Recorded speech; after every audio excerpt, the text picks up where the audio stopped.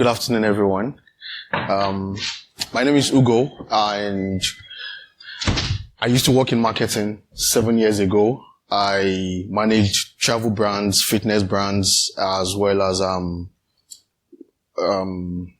travel, fitness, and also sports brands. It was quite an interesting career.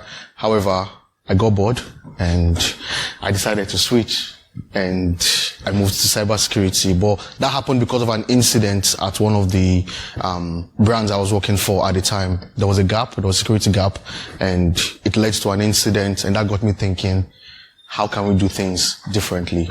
Now, coming into cyber, it's a whole lot, and one of the major things people say in cyber is humans are the weakest link. However, I don't believe that's true. That's false. Humans are actually your strongest link. And how do we make humans the strongest link when it comes to cyber? That's why we're talking about this today. So how can marketing thinking transform security culture?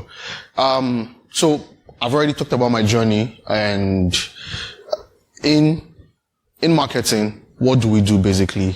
We're looking at who's looking at the brand messaging and who engaged with the brand, who acted. Did they buy? Did they make a referral? Did they come back? And how much did it cost the business? Now, that was what I was being measured for in marketing. I was being measured based on who saw the brand messaging that I was putting out, who was acting, who was liking, who was reposting, who was sharing, who was buying, how many times did they come back? Did I make a repeat sale multiple times? Where people that got referral programs buying and staying with the brand?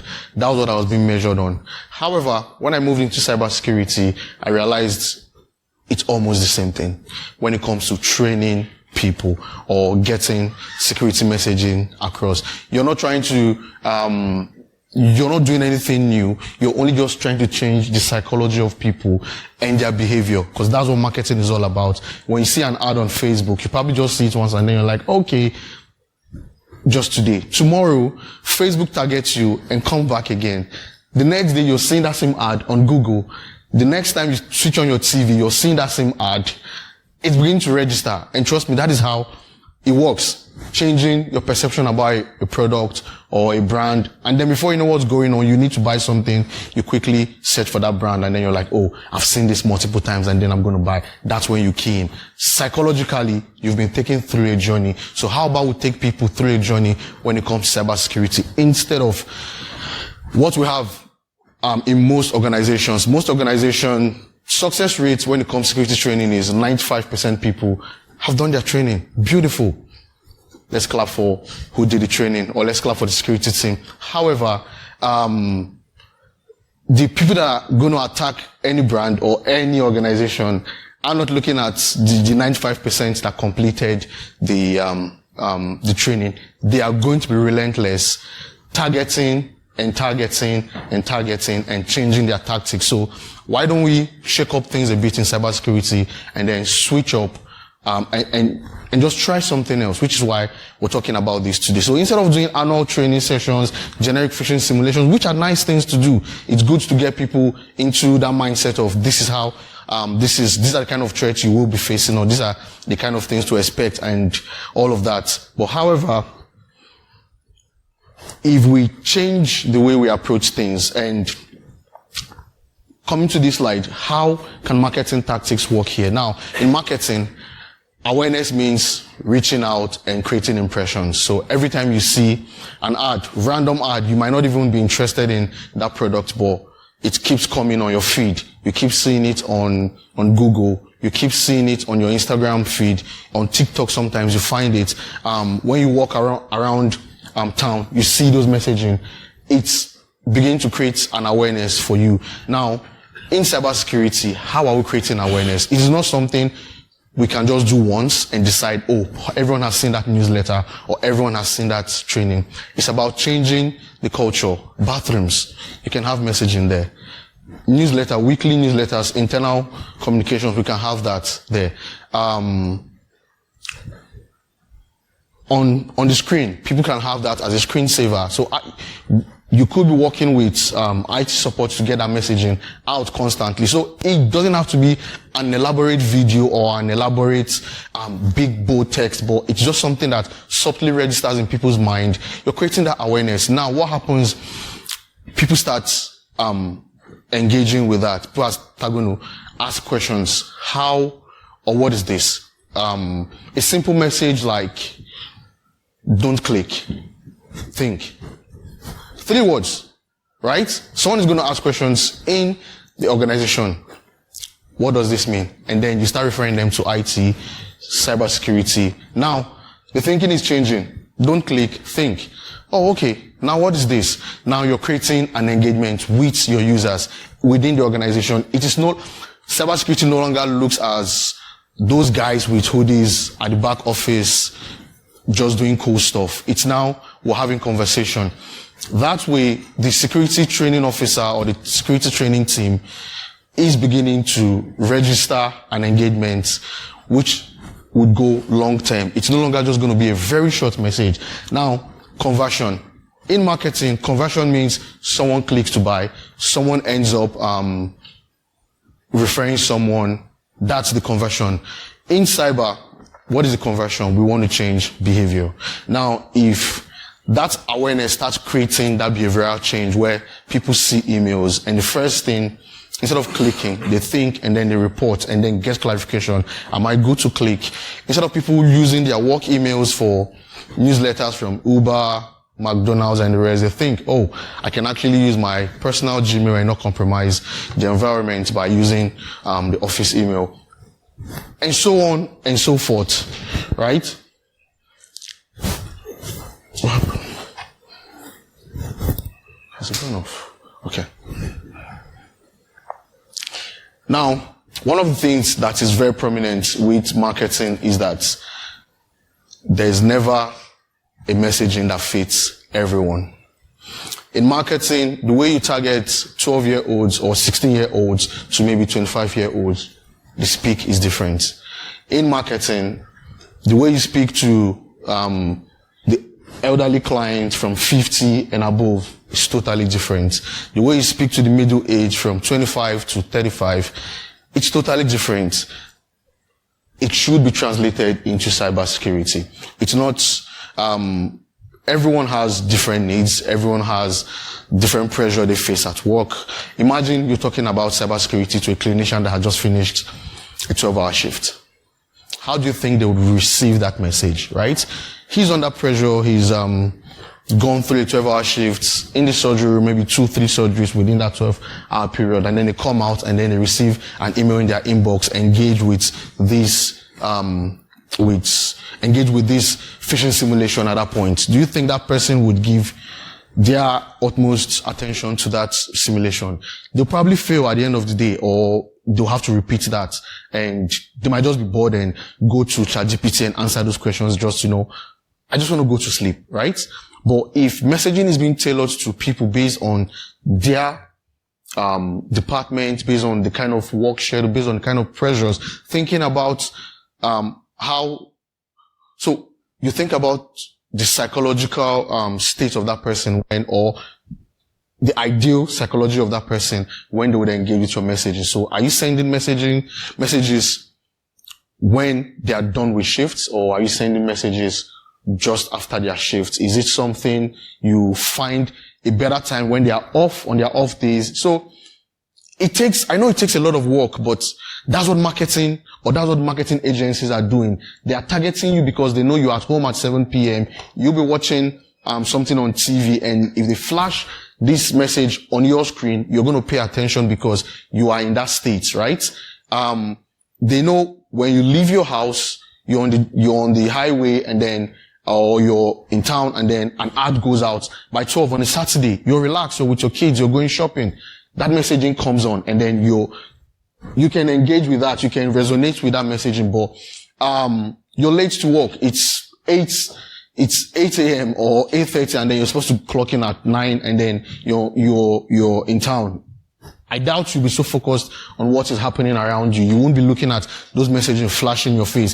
A marketer is going to be losing money by trying to target you at that time. But if they target you at a different time, they would be engaging with someone that's, they'll be engaging with someone that is in that state of mind to, they will be engaging in that, they'll be engaging with you at that, at the point where they need you to be. So that is why, segmentation, personalization comes in.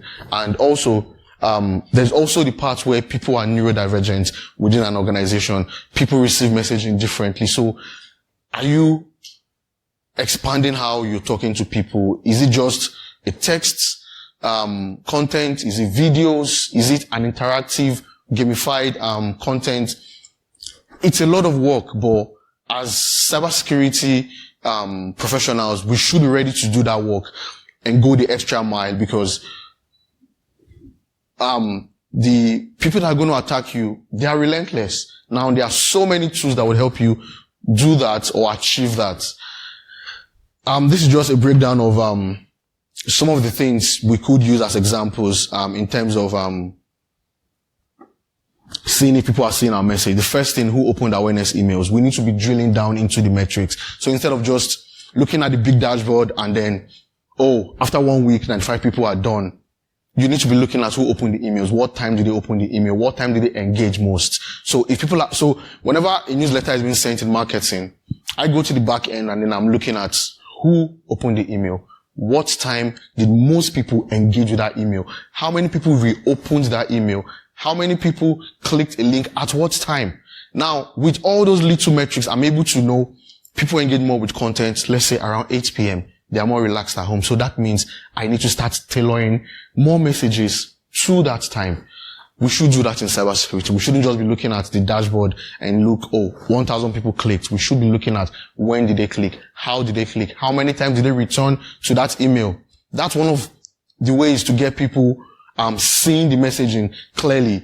It shouldn't just be, training completion. It should be, how many people did the training and what was the exposure rate of that campaign? Did it get as far as people sharing it even within the organization? Did you complete this? I just completed my, are people talking about it within the organization? That is when you know your story or your training is hitting home. Are people paying attention? Now, in marketing, one of the things that a marketer would see and be like, someone is actually paying attention is when someone saves a post. Every time you save a post on LinkedIn, on Facebook, on Instagram, at the back end, a marketer sees that I posted this and 50 people saved it. That means there's a potential of 50 people coming back to that post at a later date. In cybersecurity, in how many minutes do people watch my videos? We should be getting those metrics. It shouldn't just be, people watch the video. People these days, I've been in trainings where I just have to skip. People do that in security training. So how about we're looking at those little metrics and checking how long did they spend? It was a 30 minutes video, but then you have 50% of people finishing it in 15 minutes. Now that's a gap. We need to be looking at how many people finished it in 30 minutes. We need to be looking at how many people spent more time. Were people interactive? So that's when you know people are paying attention. These are some of the examples. So delivery is not really impact. Overall, what we're saying here, high engagement means security messaging is connecting emotionally and practically. That means people are spending more time on your messaging. Then you know your messaging is getting correct, or the language you're speaking to people is resonating with them. Someone sitting in the front desk would think or act differently to someone working in a clinical setting and someone working in finance and someone working in IT it's totally different. So tailoring messaging and seeing how they all react is one of the ways to know if people are actually paying attention. Now, did awareness create action? So you've created the awareness here, but what changed? Risky users, did they reduce? Did alerts reduce? Do phishing link clicks reduce? These are the things you need to look at after you've delivered a training, or after you've sent out the training. In the next 2-3 months, looking at the metrics, did anything change within this? That should tell you it was successful, it was not successful. So it's not about, oh, everyone has completed it and then you sit back and just look at the big picture, but you don't drill into the data behind it.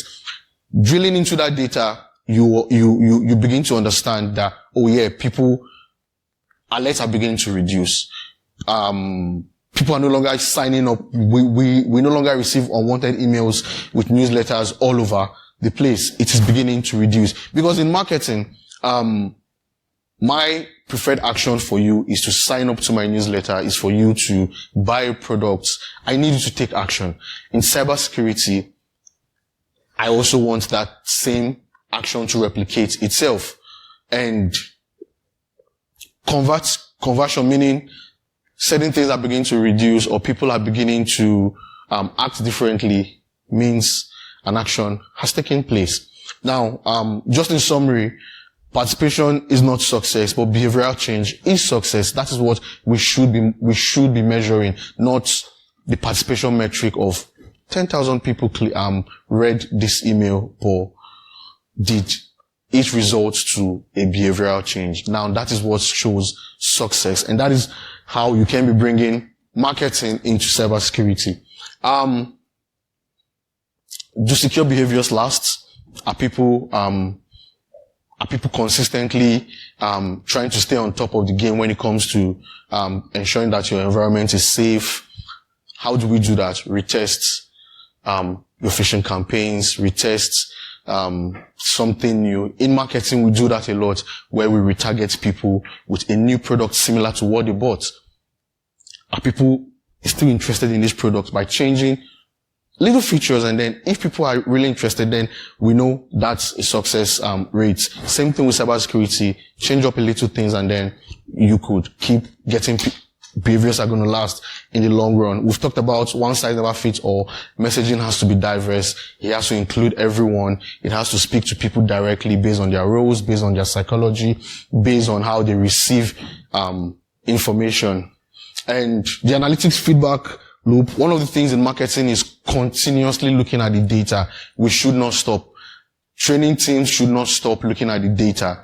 Go back to the data 3 months, 4 months. You can still pick out insights from what has happened. You don't just stop at the big numbers and then that's where it ends. You need to go back to the numbers and keep looking at it and looking at it.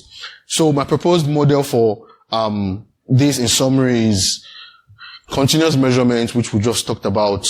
Always keep looking at the numbers. The numbers will tell a story, and that is what you need. Behavioral analytics, are behaviors changing across board within the organization? Are people getting better? Adaptive training or adaptive education. One size does not fit all. Change it up, shake it up. Messaging should be different. And then human rights visibility. You should be looking at every single person and how their role could compromise an environment. So the challenge for security leaders is to stop delivering awareness and start engineering behavior, because that is what is needed to keep environment secured. And that's how I've been able to bring experience from marketing to cybersecurity, and it's currently working for my organization. And I would say you too can do that for your organization and keep looking at the numbers. Thank you.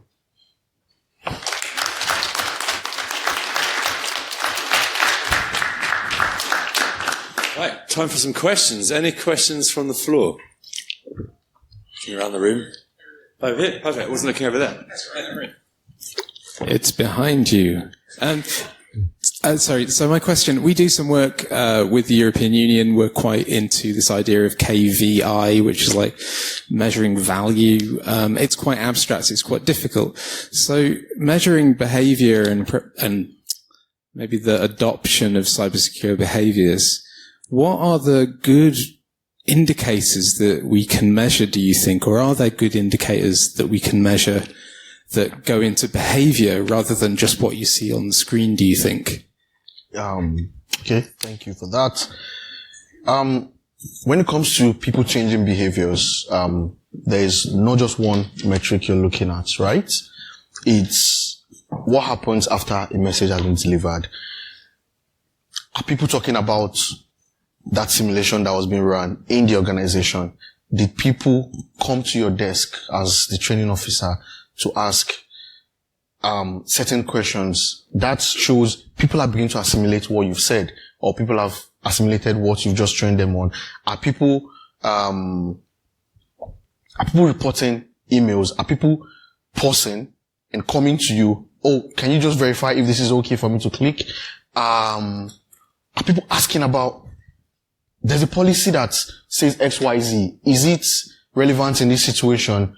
That is when you know, sometimes it can be abstract, yes, like you said, but when you start getting those kind of conversations happening around happening within the organization, then you know, behaviors are changing, or people are beginning to sip what you're saying and understand better what you've just said. So, in a way, what you're saying there is that it's about measuring the uptick in the activity, the actual communication between people. yes, aftermath, in the aftermath of you delivering a training program. Yeah, you're welcome. Question over here. Thanks. Really interesting talk. Did you say you worked in the NHS? Yeah. Yeah. Okay. Have you adapted any of your language that you're using to communicate to your users that aligns with their experience of the core job that they have done? And have you had any feedback on whether or not that was or wasn't effective? Yeah, this was recently, just before Christmas, we had, a situation where it was an impersonating, email being sent to someone within finance. The threat actor had done their homework. They knew someone was off on leave, and they sent an email, someone else. They had orchestrated the whole, it was so nice. And it took just one person within the organization to say, pause, I've seen this. And then it's come from this person that went on leave on so day, and this has happened. And they said, it is fine to go. What's going on? That's when the whole digging started. And then at the end of the day, it was rectified. There was no loss. There was no financial loss. However, when we decided to retrain that department, we decided to tailor the messaging to their speak. What happens in finance? How can you be targeted? The messaging became personalized to that department and how it can affect the organization. Now, at the end of the training, the feedback was, oh, this was okay. Can we get this repeated over time? Managers came back and wanted the same training to go multiple times. Now, you could say that's an intangible, there was no numbers attached to that, but that gave the team, more, so that gave the team more confidence to say, if we start tailoring messaging to departments, it's going to resonate better. And that's what we've been doing since December. We implemented this in December, and now it's going across different departments. It's quite a big organization, but we just keep doing it over and over and over. So we stopped sending out just generic training to everyone.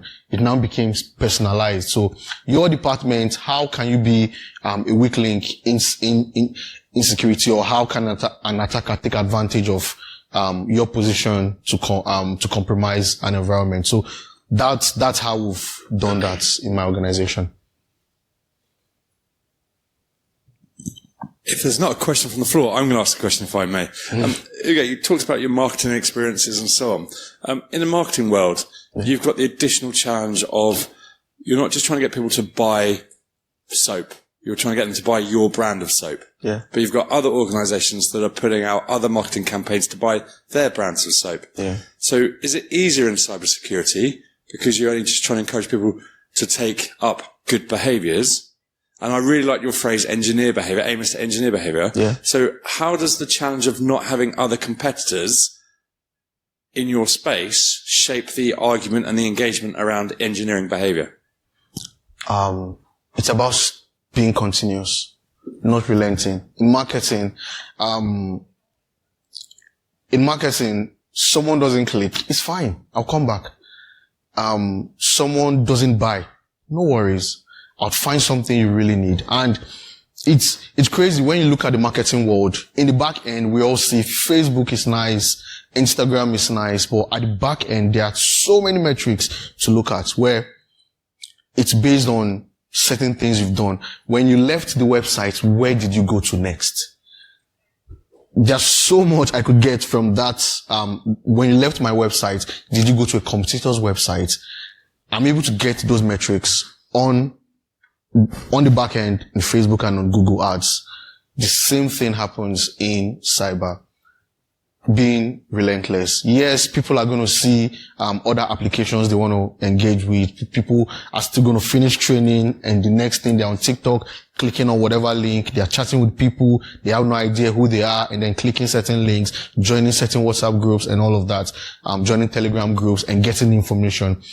It's all about staying relentless. Sometimes we might not be able to measure all of that within the organization, but with the networks, we could still see after the training, what the people do afterwards. The people go on ChatGPT to ask certain questions, with certain, tools like iBoss and a couple of other, tools. You could see what people, what questions people were asking on ChatGPT or Copilot. You could literally see all of those. So if people finish training, what are they doing next? What videos are they watching? Are they taking extra information?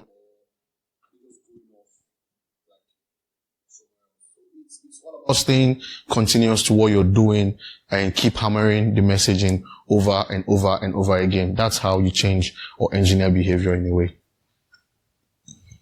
A couple of questions now. Let's go with the first one here and then go up the wall. Thanks very much. Really enjoyed your talk, first of all. So you went from marketing to cyber training and awareness. Yeah. Was it ever like, a decision or a thought to go into cyber marketing as making that jump? It seems like really easy to go from marketing in all your sports and everything to like working in cyber, selling it. Did that never? I'm just interested how, I get what you're saying. Yeah. Like, was it not an easier jump to go to selling cyber? Yeah. And how do I do it? Because that's what I've got to do now. So please give me hints. Okay. Thank you. What you've asked here, it's true. It's not easy to make that jump because I had done marketing like all my life. Straight out of school, I was into marketing, didn't know anything. But when that incident happened in the organization and I saw that gap, I started taking trainings, like several trainings. I ended up doing a master's in cloud and network security, and I started looking for internships that I could do. And that was what gave me that background. Even if I had zero idea what networks were or what a malware looked like or how to analyze a malware, I started looking at those different trainings. I started engaging with professionals within the industry. I was asking questions. I was literally at every event just asking. Some people would say no, but some people were very kind enough to show me what trainings that would help me. There's so many free tools on YouTube. Let's Defend, so many platforms you could get free training from, and then you get to understand,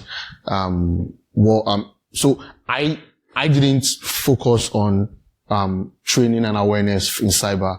I decided to do cybersecurity as a whole. So the pen testing, security operations, human training, vulnerability management. I did everything, just get that broad knowledge, and that helped me to settle in my current role.